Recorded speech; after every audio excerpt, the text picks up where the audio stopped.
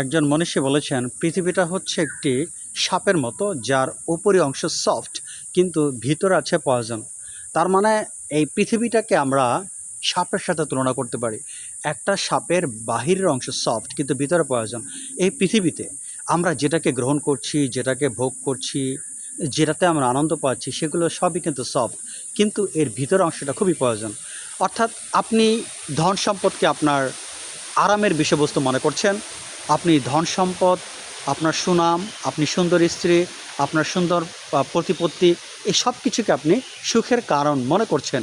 এগুলো আপনি হয়তো সহজেই অর্জন করতে পারেন, ঠিক এগুলো একটা সফটের মতো, বাট এগুলোর ভিতরের অংশ খুবই বিষাক্ত। কীভাবে বিষাক্ত সেটা একটু ব্যাখ্যা করব। আপনি যেটা অর্জন করেছেন সেটা কখনোই স্থায়ী নয়, যে কোনো মুহূর্তে আপনাকে সেটা ছেড়ে চলে যেতে হবে। আপনার মৃত্যু আপনাকে সব কিছুর সাথে যোগসূত্র যে স্থাপন করেছিলেন সেটি থেকে আপনাকে বিচ্ছিন্ন করে ফেলবে। অর্থাৎ আপনি যেগুলোকে আপনার আনন্দের বা সুখের কারণ মনে করেছিলেন, সুন্দর স্ত্রী, টাকা পয়সা, ধন সম্পদ, এগুলো সফট, বাট এগুলোর ভিতর অংশ, অর্থাৎ এগুলো থেকে বিচ্ছিন্ন হওয়াটা যে কত বড় যন্ত্রণা, এর ভিতরে যে কত বড় বিষ আছে, এটি মানুষ যখন মৃত্যুবরণ করে, এই সম্পদ, এই স্ত্রী, সন্তান সন্ততি থেকে মানুষ যখন বিচ্ছেদ হয়, তখন সে বুঝতে পারে যে এর ভিতরটা কত বড় জঘন্য প্রয়োজন ছিল।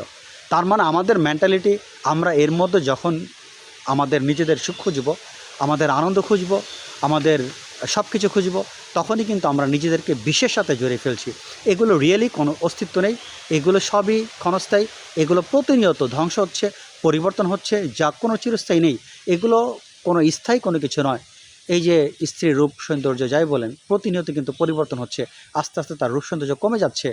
এভাবে সম্পদ, টাকা পয়সা সব কিছু কিন্তু আপনার কাছ থেকে একসময় চলে যাবে। মৃত্যুর মাধ্যমে আপনাকে এর এর এর সাথে আপনার সম্পর্ককে সম্পূর্ণরূপে বিচ্ছিন্ন করতে হবে। এই জন্য বলা হয়েছে এগুলো সফট মনে হলেও এটার ভিতরটা খুবই প্রয়োজন। আশা করি মোটিভেশনাল স্পিচটি বুঝতে পেরেছেন।